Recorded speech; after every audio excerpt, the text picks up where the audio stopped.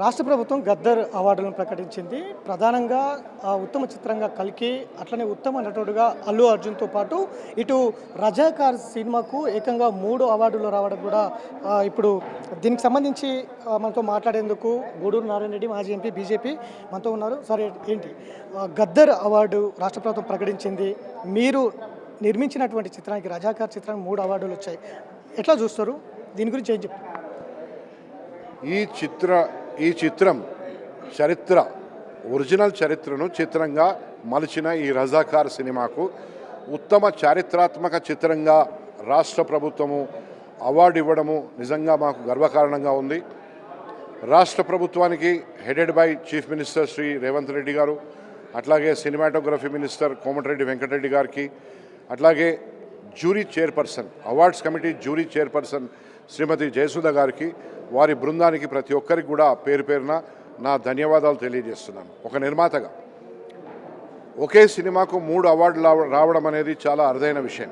అది కూడా డెబ్యూట్. నేను మొదటిసారిగా సినిమా తీశాను. ఆనాడు నిరంకుశ నిజాం పాలనను ఎగ్జాక్ట్లీ ఆ రోజు జరిగిన విధంగా చరిత్రను చిత్రంగా మలిచి ఈ సినిమా ద్వారా ప్రజల ముందుకు తీసుకెళ్ళాము. ప్రజలు చాలా పెద్ద ఎత్తున హర్షం ప్రకటించారు, చూశారు, ఎంకరేజ్ చేశారు. ఎన్ని అడ్డంకులు గత ప్రభుత్వంలో ఎన్ని అడ్డంకులు ఎదురుపరిచినా, ఎన్ని అడ్డంకులు సృష్టించినా దేన్ని కూడా ఖాతరు చేయకుండా, అట్లాగే ఇంటర్నేషనల్ కమ్యూనిటీ నుంచి కూడా కొంతమంది నుంచి 1106 థ్రెట్స్ వచ్చినా లెక్క చేయలేదు. దమ్ముంటే ముట్టుకోండి, నేను సావడానికి సిద్ధం అన్న లెవెల్లో నేను ముందుకు పోయి సినిమాని తీసిన, చరిత్రలో నిలిచిపోయాను. చాలా ఆనందంగా ఉంది ఈరోజు ఈ 3 అవార్డులు రావడము. అది కూడా ఉత్తమ చారిత్రాత్మక సినిమాగా, మామూలు విషయం కాదు. ఎందుకంటే ఖచ్చితంగా చెప్తున్నా, ఈనాడు కేసీఆర్ ప్రభుత్వం ఉంటే దీనికి ఒక చెత్తకాగితం అవార్డు కూడా ఇవ్వకపోతుండే. ఎందుకంటే రజాకార్లకు వారసునిగా వ్యవహరించాడు. ఆనాడు 7వ నిజాం మీర్ ఉస్మాన్ అలీ పాషా గోరి మీద పోయి తలకాయ ఆనిచ్చి వచ్చిండు. ఆయన కొడుకు దీన్ని చాలా తీవ్రంగా వ్యతిరేకించిండు.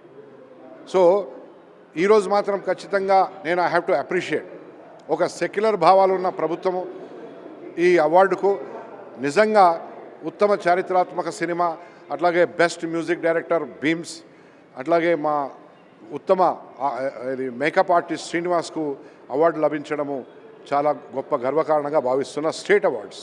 ప్రధానంగా నంది అవార్డు ప్లేస్లో గద్దర్ అవార్డు రాష్ట్ర ప్రభుత్వం తీసుకొచ్చింది.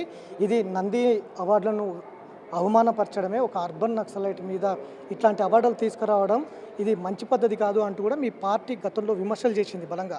సో అట్లాంటి అవార్డ్స్ మీరు తీసుకోవడాన్ని దీన్ని ఎట్లా అర్థం చేసుకోవాలి?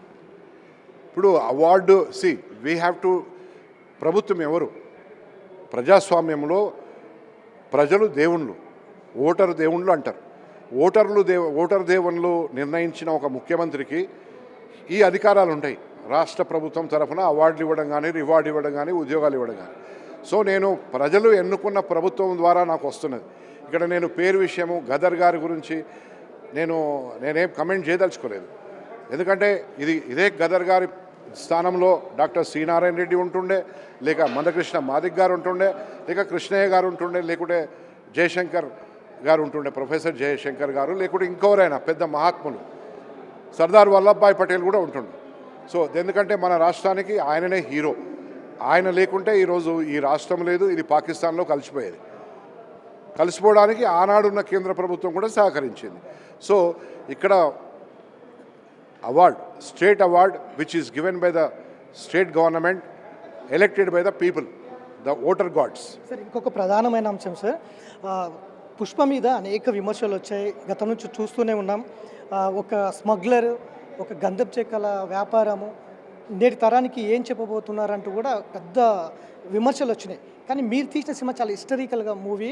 మీకు కాకుండా, అంటే మీ సినిమా కాకుండా కల్కికో ఇంకొకటికో ఉత్తమ అవార్డు ఇచ్చింది. అల్లు అర్జున్ని ఉత్తమ హీరోగా ప్రకటించింది. ఇప్పుడు స్మగ్లర్ల సినిమా తీసినటువంటి వారికి ఉత్తమ అవార్డు ఇవ్వడం సరైందా అనే చర్చ కూడా జరుగుతూ ఉంది. ఇట్లాంటి దాని మీద మీరు ఏం చెప్తారు?